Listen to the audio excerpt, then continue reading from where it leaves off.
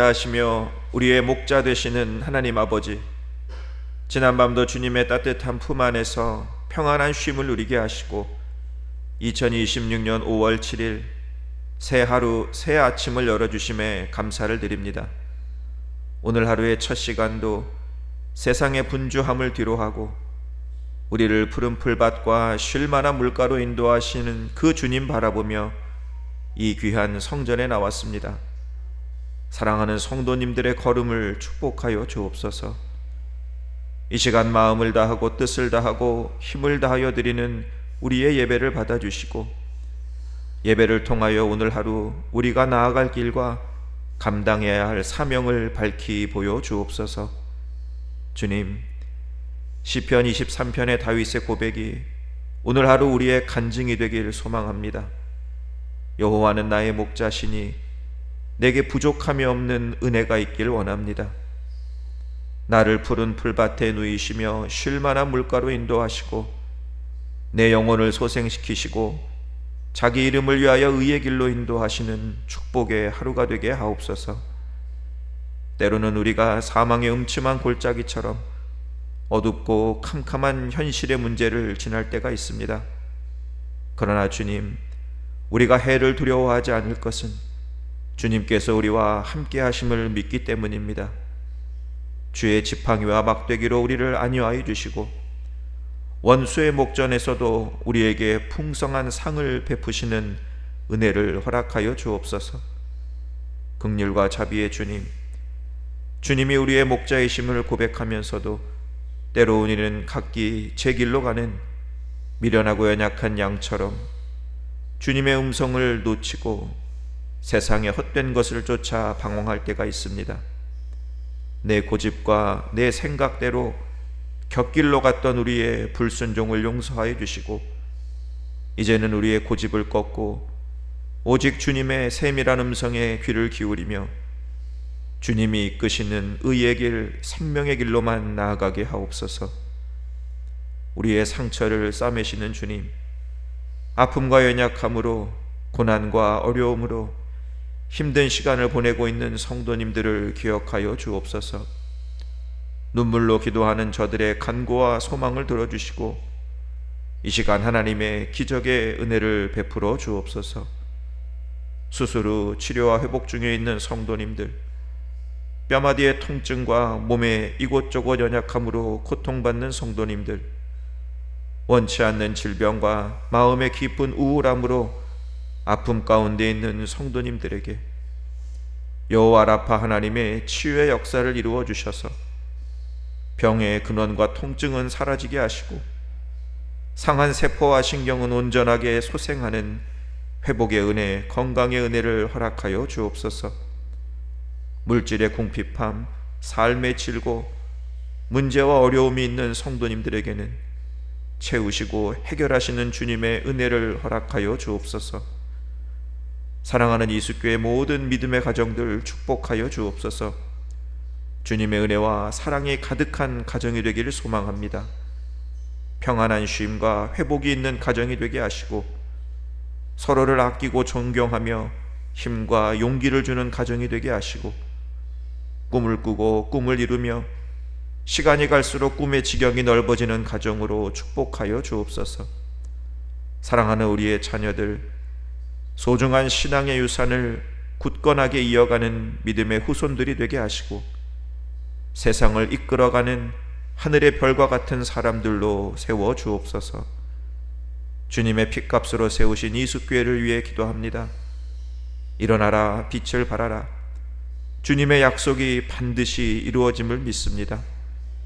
저희들 한 마음으로 기도하게 하시고 날마다 마음을 같이하여 성전에 모이기를 힘쓰며 주님이 주신 귀한 전도의 사명 힘을 다하게 하셔서 진정한 부흥의 역사를 이루게 하시고 기쁨의 찬양과 능력의 기도, 생명의 말씀으로 하나 되는 행복한 신앙 공동체로 축복하여 주옵소서. 사랑하시는 대한민국을 축복하여 주옵소서. 한민족이 자유와 평화, 믿음으로 하나가 되는 통일의 역사를 이루어 주시고 온 세상에 주님의 복음을 전하는 선교의 나라로 축복하여 주옵소서. 중동 지역의 전쟁과 다툼을 종식시켜 주셔서 더 이상의 피해와 아픔이 없게 하시고 화해와 평화, 회복의 은혜를 속히 이루어 주옵소서. 오늘도 우리의 삶에 선한 목자가 되어 주실 예수 그리스도의 이름으로 기도드리옵나이다. 아멘. 오늘 우리 하나님 말씀 마태복음 15장 29절로부터 39절 말씀 보겠습니다. 마태복음 15장 29절에서 39절의 말씀 우리 같이 읽어 나갑니다.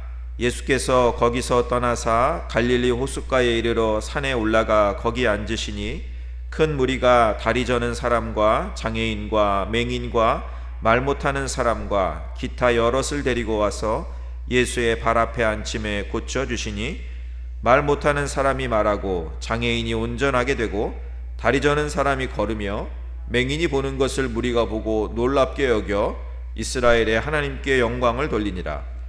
예수께서 제자들을 불러 이르시되 내가 무리를 불쌍히 여기노라.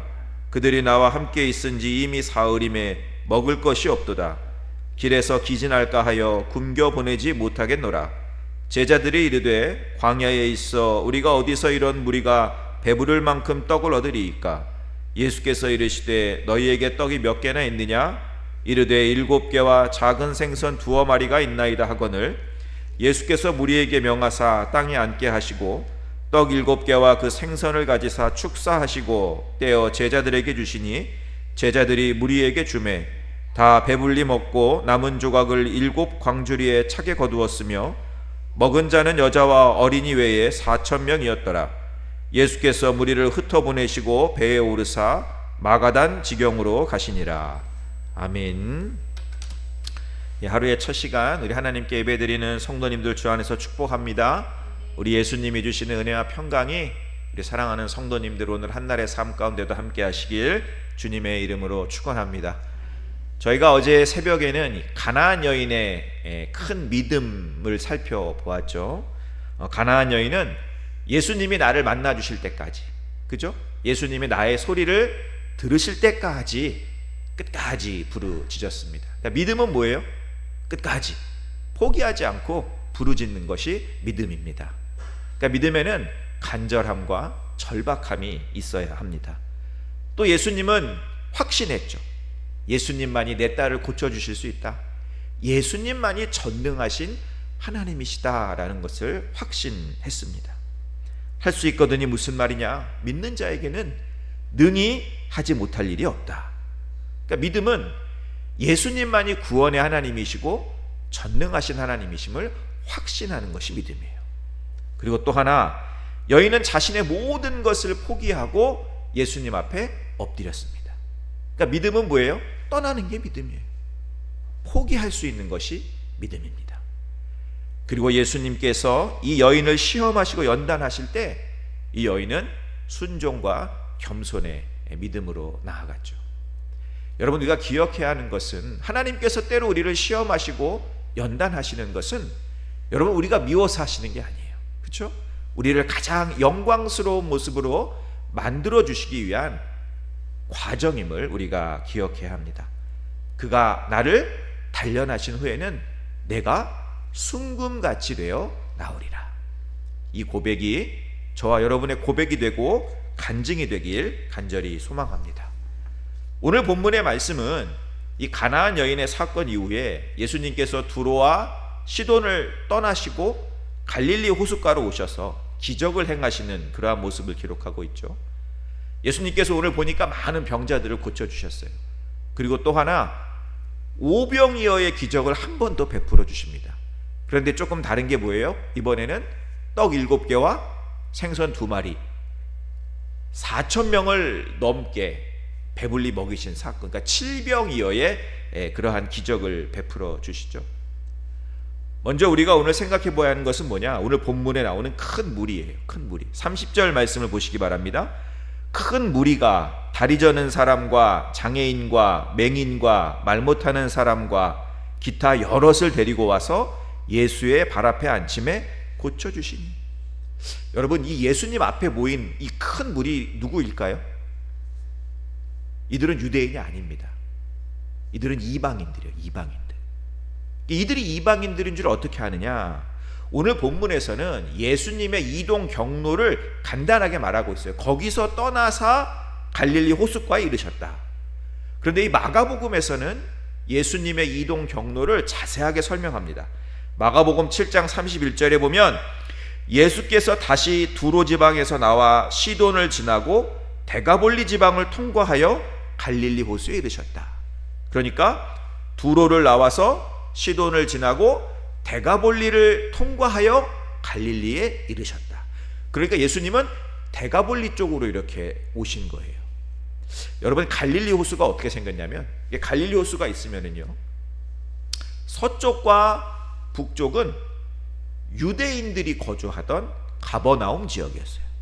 여러분, 가버나움 지역이 어디예요?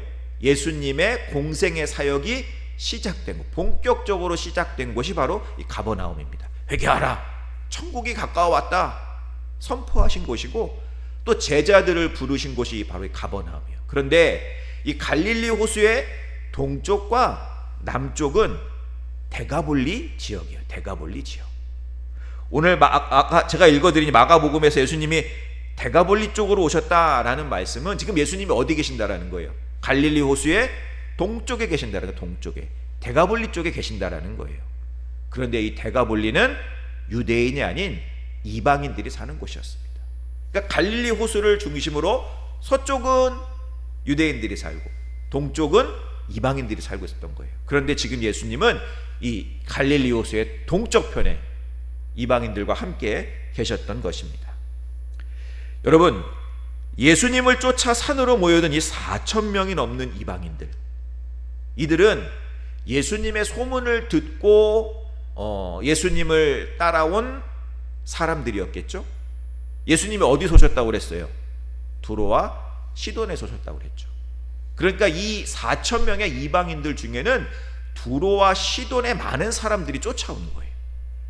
여러분, 두로와 시돈에서 갈릴리까지는요, 상당히 먼 거리였어요. 가까운 거리가 아니었습니다. 그러면 이들이 도대체 왜 예수님을 따라왔을까요? 무엇 때문에? 이들에게도 믿음이 있었기 때문에 예수님을 따라온 거예요. 믿음이 있었기 때문에 온 것입니다. 그러면 여러분, 이 사람들이 어떻게 예수님을 믿게 되었을까요? 이 사람들이 예수님을 믿고 따라온 그 이유가 있을 거 아니에요. 누구 때문에? 한 여자의 믿음 때문에. 이들의 믿음은 한 여자로부터 온 거예요. 그 여자가 누구예요? 어제 살펴본 그 가나안 여자, 이름 없는 한 여자, 귀신 들린 딸을 가진 여자, 아무런 소망이 없었던 여자, 예수님에게서 수모를 받고 거절을 당한 여자. 그러나 끝까지 포기하지 않고 진실한 모습으로 예수님 앞에 나아가서 결국에는 그 딸을 구원하게 했던 여자. 이 한 여자의 믿음이 많은 사람을 감동시키고 그들 또한 믿음을 갖게 한 것입니다. 여러분, 믿음은 전염성이 있어요. 믿음은 강력한 전염성이 있습니다. 한 여인의 믿음이 우상 숭배에 찌들어 있던 그 4,000명이 넘는 사람들을 움직인 거예요. 움직인 거예요. 여러분, 내가 먼저 예수님을 깊이 만나고 구원의 은혜에 변화된다면 여러분, 내 믿음이 강한 전염성을 일으킨다는, 많은 사람들을 움직이는 믿음이 된다는 것입니다. 여러분, 우리의 믿음이요, 우리의 가정을 움직여야 돼요. 우리의 믿음이 우리의 직장을 움직여야 하고 우리의 이웃을 움직여야 합니다. 나를 통해서 이 강력한 믿음의 바이러스가 많은 사람들에게 전해져야 돼요. 나를 통해 많은 사람들이 믿음을 갖게 되는 그러한 역사가 우리를 통해서 나타나길 간절히 소망합니다. 두 번째로, 오늘 본문은 여러분, 참된 교회란 어떤 곳인지, 교회에는 누가 있어야 하는지를 분명하게 말씀하고 있어요. 오늘 30절 말씀을 보면은요, 예수님 주위에 어떤 사람들이 있었는지를 알 수가 있습니다. 30절 말씀 한번 보시기 바랍니다. 큰 무리가 다리 저는 사람, 장애인, 맹인, 말 못하는 사람, 기타 여럿을 데리고 와서 예수의 발 앞에 앉혔다. 여러분, 이곳의 분위기가 어땠을까요? 이곳의 분위기가 조용하거나 세련된 그러한 분위기는 아니었을 거예요. 그렇죠? 여기저기서 고통스러운 신음소리가 나고 이상한 냄새도 나고 지저분하고 시장 바닥보다 더 시끄러운 정말로 아수라장 같은 그러한 장면이었을 것입니다. 반대로 여러분, 그 시간 예루살렘 성전은 어떤 모습이었을까요? 그 예루살렘 성전 안에는 화려한 옷을 입은 사람들, 거룩한 모습으로 손을 씻고 세련되고 정숙한 모습으로 각종 악기와 멋진 성가대가 찬양을 하고 두루마리를 펴서 율법과 선지자의 글을 읽고. 그런데 여러분, 하나님의 역사는 어느 곳에 나타났습니까? 화려하고 세련되고 정숙한 예루살렘 성전이 아니라 당대에 가장 유명하던 제사장, 율법학자, 바리새인들이 모인 성전이 아니라 신음소리와 땀 냄새가 가득한 갈릴리 호숫가의 그 지저분한 빈들에 하나님의 역사가 나타났습니다. 왜요? 그곳에 예수님이 계셨기 때문에 그래요. 예수님. 여러분, 교회는 건물의 화려함이나 어떤 유명한 사람들이 많이 모였냐, 이게 중요한 게 아니에요.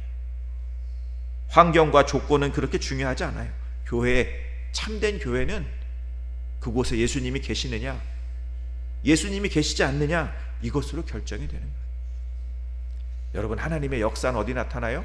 예수님이 계시는 곳에 나타나요. 예수님이 계시는 곳에 생명의 말씀이 선포되고 기적이 이루어지는 거예요. 오늘 말씀 31절을 보시기 바라요. 예수님이 계셨기 때문에 말 못하는 사람이 말하고 장애인이 온전하게 되고 다리 저는 사람이 걷게 되고 맹인이 보게 되고 무리가 보고 놀라고 이스라엘의 하나님께 영광을 돌리니라. 예수님이 계시는 곳에 하나님의 영광이 나타난 것입니다. 제가 좋아하는 찬양 중에 교회라는 찬양이 있어요. 교회라는 찬양. 제가 그 가사를 좀 읽어드리면 이래요. 사람이 넘치기보다 사랑이 넘치는 교회, 섬김을 원하기보다 섬김의 기쁨 알아가는 교회, 세상이 주목하기보다 주님이 주목하는 교회, 화려한 겉모습보다 중심이 주를 향한 교회, 주님이 피로 사신 아름다운 교회, 서로 사랑함으로 하나 되는 교회, 주님이 머리 되신 거룩한 교회, 우리 함께 만들어가요. 전 우리 이수교회가 이런 참된 교회임을 믿습니다. 예수님이 계시는 교회임을 믿습니다. 상처받은 자들이 이곳에 와서 위로를 얻고, 눈물 짓는 자들이 이곳에 와서 기쁨을 얻고, 아픔이 있는 자들이 이곳에 와서 나음을 얻는 우리 이수교회가 되길 간절히 소망합니다. 그리고 이 아침 주님 앞에 예배드리는 우리 성도님들도 오늘 이 시간에 예수님 꼭 만나시고 위로받으시고 기쁨 얻으시고 그리고 나음을 얻으시길 주님의 이름으로 축원합니다. 세 번째로 오늘 본문은요, 온 세상을 향한 예수님의 긍휼하심을 말씀하고 있어요. 여러분, 제가 계속해서 말씀드리지만 예수님은 우리의 연약함과 필요를 절대로 외면하시는 분이 아니다라고 말씀을 드리죠. 여러분, 예수님은 우리가 아픈 걸 보시면, 우리가 배고픈 걸 보시면, 우리가 우는 걸 보시면 그냥 지나치지를 못하세요. 반드시 나에게 오세요. 그리고 내가 뭘 어떻게 해주세요 라고 말하기도 전에 예수님이 알아서 다 해주십니다. 알아서. 오늘 본문도 보시면은요, 무리가 먼저 요구하지 않았어요. 예수님이 먼저 무리의 배고픔을 걱정하시는 거예요. 오늘 말씀 32절을 보시기 바랍니다. 예수께서 제자들을 불러 이르시되 내가 무리를 불쌍히 여기노라. 그들이 나와 함께 있은지 이미 사흘임에 먹을 것이 없도다. 길에서 기진할까 하여 굶겨 보내지 못하겠노라. 내가 저 무리를 보니 너무 불쌍하다. 저들이 가다 그냥 기진해서 넘어지면 어떡하냐. 저들에게 내가 먹을 것을 주고 싶다. 예수님이 먼저 우리의 배고픔을 걱정하시는 거예요. 여러분, 우리를 향한 예수님의 마음이 바로 이 마음이에요. 예수님의 이런 마음을 가장 잘 표현할 수 있는 단어가 뭐냐? 긍휼이에요. 긍휼. 오늘 본문에 나오는 불쌍히 여기노라 라는 말이 바로 이 긍휼이에요. 헬라어로 스플랑크니조마이라고 해요. 스플랑크니조마이. 근데 단순히 이 말은 연민이나 동정을 뜻하는 게 아니에요. 이 말이 가지고 있는 뜻이 뭐냐면 창자가 끊어질 듯이 아프다라는 그런 의미를 가지고 있습니다. 여러분, 자녀가 아프면은요, 그 아픔 못지않게 아픈 것이 부모의 마음이에요. 그렇지 않습니까?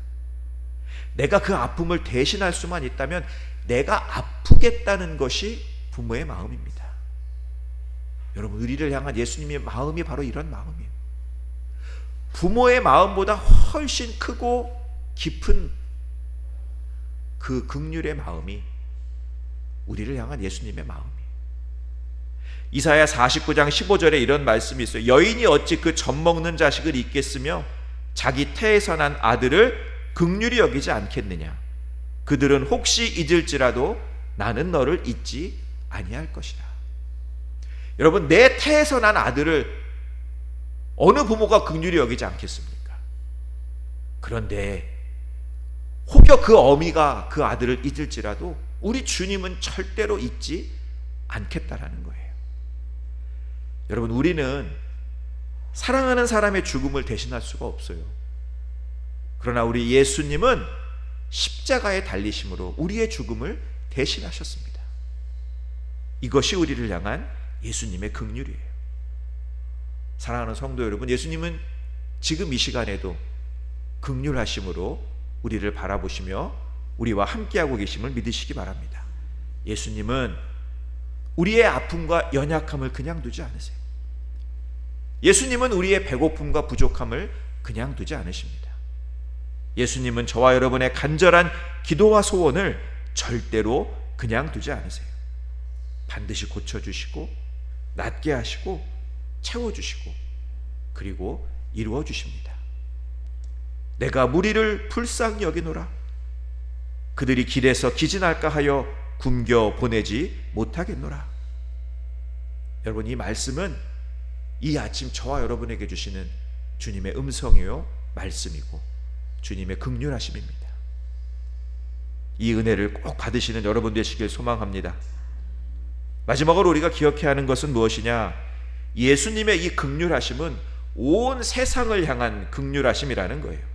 여러분, 오병이어의 기적과 칠병이어의 기적이 상당히 비슷하죠? 그죠? 그러나 둘은 명확한 차이가 있습니다. 오병이어의 기적은 갈릴리 벳세다, 그러니까 유대인에게 이루신 기적이에요. 그죠? 칠병이어의 기적은 아까 제가 말씀드렸듯이 지금 예수님이 어디 계세요? 데가볼리 지역에 계시잖아요. 그러니까 오병이어의 기적은 유대인들에게 행한 기적이고 칠병이어의 기적은 이방인들에게 행한 기적입니다. 그리고 이 남은 조각을 거두잖아요. 그 거둔 바구니에서도 차이가 나요. 오병이어의 기적 때는 12바구니에 남은 것을 거두었다고 그랬어요. 그죠? 그런데 이 바구니라는 말은 헬라어로 코피노스라고 하는데, 이 바구니는 뭐냐면 유대인들이 시장에 갈 때 쓰던 바구니예요. 물건을 담는 조그마한 바구니입니다. 그런데 오늘 칠병이어에서는 뭐라고 하느냐? 37절에 보면 남은 조각을 7광주리에 거두었다 말씀하고 있습니다. 그죠? 여기서 광주리는 이방인들이 생선을 담거나 사람을 실어 나를 때 쓰던 광주리. 얼마나 컸냐? 사람 키만한 광주리, 바구니였습니다. 그러니까 오병이어 때는 아주 조그마한 바구니고 칠병이어 때는 엄청나게 큰 바구니. 그리고 또 하나 12바구니와 7광주리. 12는 이스라엘의 12지파를 나타내는 거예요. 7은 뭐냐? 완전 숫자, 세상, 열방을 의미하는 것입니다. 그러니까 예수님의 구원과 예수님의 사랑은 유대인들의 작은 바구니에서 이방인의 큰 광주리로 확장되어 나간다는. 예수님의 구원과 사랑은 이스라엘의 12지파에서 7 세계 열방으로 확장되어 나간다. 그러니까 하나님의 구원, 예수님의 긍휼하심은 온 세상을 향한 구원이고 긍휼하심이다 말씀하고 있는 거예요. 여러분, 마태복음 15장을 통해서 가나안 여인의 그러한 기적, 그리고 칠병이어의 기적, 여러분, 하나님의 기적은 어떻게 오느냐? 두 가지의 모습으로 와요. 하나는 우리의 믿음으로 옵니다. 우리의 믿음으로. 가나안 여인의 그 믿음에 하나님께서 역사하신 거예요. 또 하나, 예수님의 긍휼하심은 하나님의 기적을 불러옵니다. 무리를 그냥 보내실 수 없었던 그 예수님의 긍휼하심이 칠병이어의 기적을 불러온 거예요. 사랑하는 성도 여러분, 지금 이곳에 예수님이 계심을 믿으시기 바랍니다. 예수님은 한없는 긍휼하심으로 저와 여러분을 바라보시며 함께하고 계세요. 그 주님 앞에 오직 믿음으로 나아가시기 바랍니다. 저와 여러분의 믿음 위에 하나님께서 반드시 기적의 은혜를 베풀어 주실 것입니다. 오늘 하루도 이 놀라운 은혜가 저와 여러분의 삶과 가정 가운데, 그리고 사랑하는 우리 이숙교회 가운데 반드시 이루어지길 주님의 이름으로 축원합니다. 우리 기도하겠습니다. 이제는 우리 주 예수 그리스도의 은혜와 하나님 아버지의 무한하신 사랑하심과 성령님의 감화 감동 위로 역사하심이 지금 이곳에 예수님의 긍휼하심이 우리와 함께 하심을 믿습니다. 오직 믿음으로 주님 앞에 나아갑니다. 우리의 믿음에 주님의 기적의 은혜를 베풀어 주옵소서.